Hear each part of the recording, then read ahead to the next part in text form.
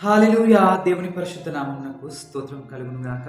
కీర్తనల గ్రంథము 1వ అధ్యాయము 1వ వచనంలో మనం చూసినట్టయితే, అపహాసకులు కూర్చుండు చోట కూర్చుండక అని చెప్పి వ్రాయబడిందండి. ఆమేన్. హల్లెలూయా! అపహాసకులంటే ఎప్పుడు ఇతరులను గేలి చేస్తూ, కామెంట్ చేస్తూ, వారు బాధపడుతుంటే నవ్వుకునేవారిని అపహాసకులు అంటారండి. వీరి గురించి పరిశుద్ధ గ్రంథం ఏం చెప్తుంది అంటే, అపహాసకులు తండ్రి యొక్క గద్దింపునకు లోబడకుండా ఉంటారట. వీరు పట్టణంలో అల్లరులు, గొడవలు తెచ్చేవారిగా ఉంటారట. అహంకారి అయిన గర్విష్ఠికి అపహాసకుడు అని పేరని చెప్పి దేవుని వాక్యం సెలవిస్తుంది. ఇలాంటి అపహాసకులకు దేవుడు తీర్పు తీరుస్తారని కూడా దేవుని వాక్యం సెలవిస్తుందండి.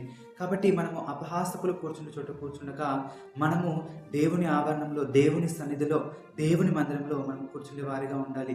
కానీ చాలామంది దేవుని మందిరంలో కూర్చోడానికి ఆశపడరు. కానీ అపహాసకులతో గోడల పైన కూర్చుంటూ, సినిమా హాల్లో కూర్చుంటూ, వారిని వీరిని కామెంట్ చేస్తూ వాళ్ళు ఎప్పుడు అల్లర్లు, గొడవలు తెచ్చుకునే వారిగా ఉంటారండి.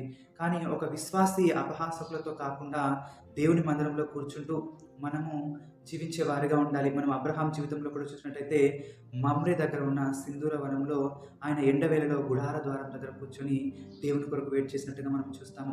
అప్పుడు దేవుడు అతన్ని దర్శించి తనకు దీవెన ఇచ్చినట్టుగా మనం చూస్తున్నామండి. కాబట్టి మనము అపహాసకులు కూర్చుని చోట కూర్చున్నట్టయితే మన జీవితంలో మనం ఆధ్యాత్మికంగా బలపడలేము. ఇంకా మనం దేవుని కార్యమును చూడలేము. ఇంకా మనం చూసినట్టయితే మనం ఏది చేసినా దాంట్లో అపజయం పొందుకునే వారిగా ఉంటామండి. కానీ మనం ఎప్పుడైతే దేవుని సన్నిధిలో కూర్చునే వారిగా ఉంటామో మనం దీవెనలు పొందుకునే వారిగా ఉంటాము. కాబట్టి ఈరోజు మీరు ఎక్కడ కూర్చుంటున్నారు ఆలోచించండి. God bless you.